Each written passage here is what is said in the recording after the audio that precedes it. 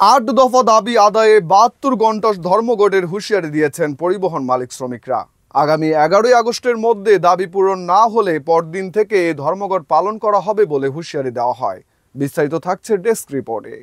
৮ দফা দাবি আদায়ে ৭২ ঘণ্টা ধর্মঘটের হুঁশিয়ারি দিয়েছে পরিবহন মালিক শ্রমিকরা। আগামী ১১ই আগস্টের মধ্যে দাবি পূরণ না হলে পরের দিন থেকে এই ধর্মঘট পালন করা হবে বলে হুঁশিয়ারি দেওয়া হয়। রবিবার বেলা ১১টায় জাতীয় প্রেস ক্লাবে আয়োজিত সংবাদ সম্মেলনে এই হুঁশিয়ারি দেন বাংলাদেশ সড়ক পরিবহন মালিক সমিতির মহাসচিব সাইফুল আলম।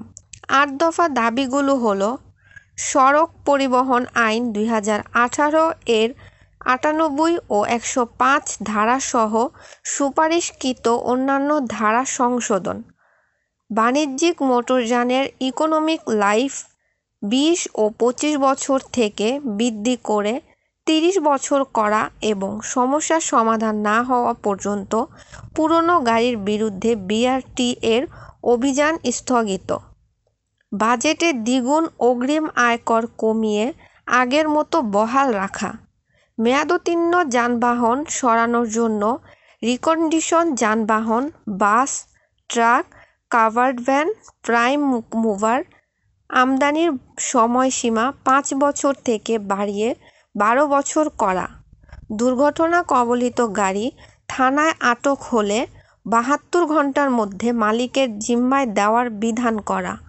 মেয়াদোত্তীর্ণ যানবাহনের জন্য নীতিমালা প্রণয়ন, মহাসড়কে ৩ চাকার যান, অটো, টেম্পো, অটোরিকশা ও অনুমোদনহীন হালকা যানবাহনের পৃথক লেনে চলাচলের ব্যবস্থা করা, ড্রাইভিং লাইসেন্স ও নবায়ন দ্রুত সরবরাহের জন্য শ্রমিক ফেডারেশনের ১২ দফা দাবি বাস্তবায়ন। সংবাদ সম্মেলনে বাংলাদেশ সড়ক পরিবহন মালিক সমিতির মহাসচিব মোহাম্মদ সাইফুল আলম বলে, সড়ক পথে যাত্রী ও পণ্য পরিবহন সচল রাখার স্বার্থে আগামী ১৫ই কার্যদিবসের মধ্যে ১১ই আগস্ট পর্যন্ত দাবি মেনে নেওয়ার আহ্বান জানিয়েছে। অন্যথায় ১২ই আগস্ট সকাল ৬টা থেকে ১৫ই আগস্ট সকাল ৬টা পর্যন্ত ৭২ ঘণ্টার জন্য সব ধরনের বাণিজ্যিক পরিবহন বন্ধ থাকবে।